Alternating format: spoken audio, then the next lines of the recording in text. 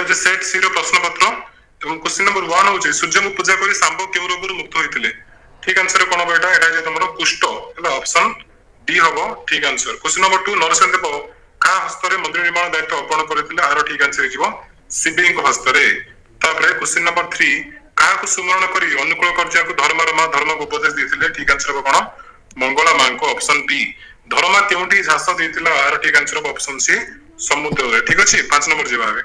देखो question number 5 मित्राक्षर छंद केते भाग रे विभक्त 5 4 3 2 ठीक आंसर होगा ऑप्शन सी माने 3 भाग रे विभक्त।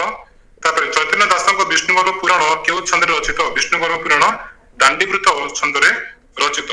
शंकराभरण छंदर केते पद रे गोटे पद हुए शंकराभरण 4 पद रे गोटे पद हुए।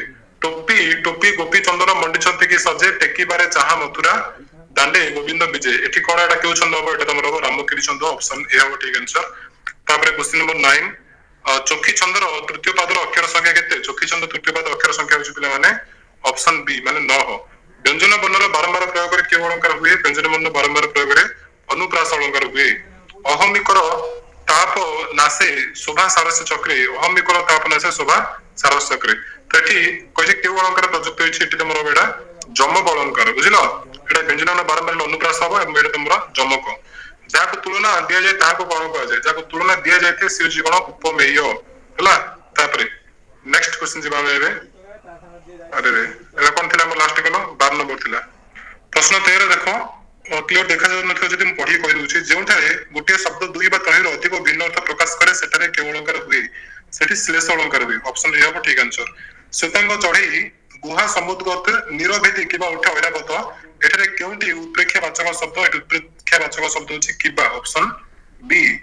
जो शब्द प्रकृति प्रत्यगत अर्थ प्रकाश न करी भिन्न अर्थ प्रकाश करे ताहा केउ प्रकार शब्द सेटा तमरो रूढ़ शब्द ऑप्शन सी हो ठीक आंसर। केउ रूढ़ीटी वृथा प्रयास अर्थ को बुझाउछि व्यक्त करूछि एटा कोन अरण्य रोदन ऑप्शन डी होछि ठीक आंसर। तापर देखो फटा कपाल रूढ़ीर अर्थ कोन फटा कपाल रूढ़ीर अर्थ होछि मंद भाग्य ऑप्शन ए। क्रियाहीन रूढ़ी को बाछ एतिर क्रियाहीन रूढ़ी के होबा से कपाल लेखन ऑप्शन बी। अंधार घरे बाड़ी बोलेबा रूढ़ीटी केउ अर्थ प्रचलित अंधार घरे बाड़ी बोलेबा रूढ़ी होछि कोन अनुमान करिबा। तापर देखो नेक्स्ट विपद रे पकाइबा अर्थ रे केउटी विभक्त होछि विपद रे पकाइबा होछि खाल रे पकाइबा जेबा 21 नंबर को 21 नंबर होछि केउटी तुलनात्मक रूढ़ी एबे तुलनात्मक रूढ़ी होछि ऑप्शन ए पेड़ी परी मुह करिबा। पिलमानंकु डेस उचित नहे पिलमानंकु मुह देबा उचित नहे ऑप्शन बी होछि ठीक आंसर।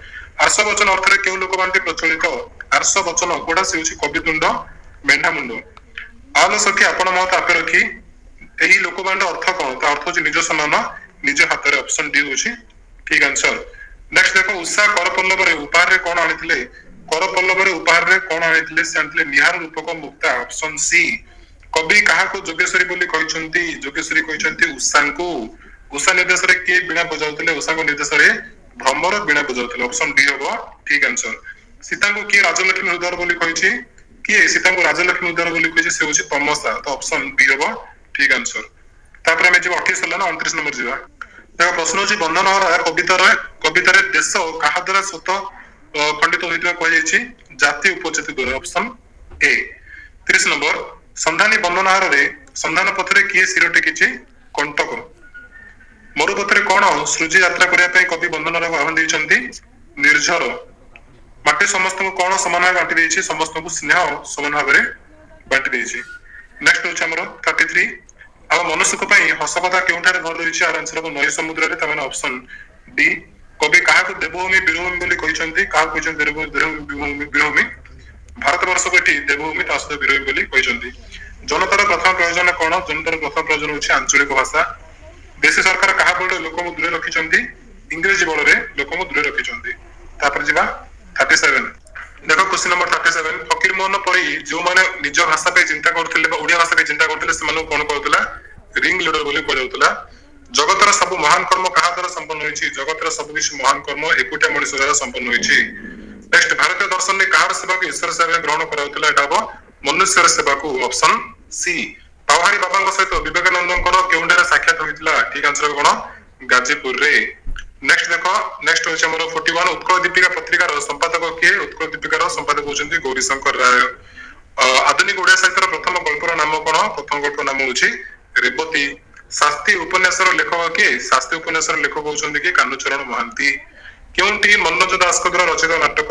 ମନୋଜ ଦାସଙ୍କ ଦ୍ୱାରା ରଚିତ ନାଟକ ହଉଛି କଣ? ଅରଣ୍ୟ ଫସଲ। ନମ୍ବର 45 ବେଲ ଅସତତ ବଟବୃକ୍ଷ ଗଳ୍ପରେ କେଉଁ ମାସର କଥା କୁହାଯାଇଛି ଏଠି? ଏଠି କୁହାଯାଇଛି ଅପସନ ସି ମାନେ ବୈଶାଖ ମାସର। ମଣିଷ ଜାତିକୁ ନଟବର ବାବୁ କଣ ବୋଲି କହିଛନ୍ତି? ମଣିଷ ଜାତି କହିଛନ୍ତି ଅକୃତଜ୍ଞ। Option D. ବଉଳ ଗଛ ଛାଇରେ ମଧୁତିଆରୀ କଣ ପଢୁଥିଲା? ବଉଳ ଗଛ ଛାଇରେ ମଧୁତିଆରୀ ପଢୁଥିଲା ଭାଗବତ। ତାମାନେ ଅପସନ ବି ହବ ଏଠି ଠିକ ଆନ୍ସର। ନଟବର ବାବୁ କାହାକୁ ତତଲା ଦୟାକରି ସହିତ ତୁଳନା କରିଛନ୍ତି? ସଂସାରକୁ। ନେକ୍ସଟ ହଉଛି ସମୟର ଖରା କାହାକୁ ଶୋଷି ପାରେ ନାହିଁ? ସମୟର ଖରା ରସ ସମୁଦ୍ରକୁ ଶୋଷି ପାରେ ନାହିଁ। ସାମୁ ସୌନ୍ଦର୍ଯ୍ୟ ପୂଜାରେ ଏ ବ୍ୟକ୍ତିଟି କାହାର? ଏ ବ୍ୟକ୍ତି ହଉଛି ଶିବେଇର। ଠିକ ଅଛି, ତ ଏତିକି ଥିଲା ତମର ସେଟ ସି ର କ୍ୱେଶ୍ଚନ ଆନ୍ସର। ବର୍ତ୍ତମାନ ତମେ ସବୁ କମେଣ୍ଟରେ ଜଣାଇ ପାରିବ ତମର ଏଇ 50ଟା ଆମେ ଯୋଉ ଡିସ୍କସନ କଲେ କେତୋଟି ପ୍ରଶ୍ନ ଉତ୍ତର ଠିକ ଅଛି।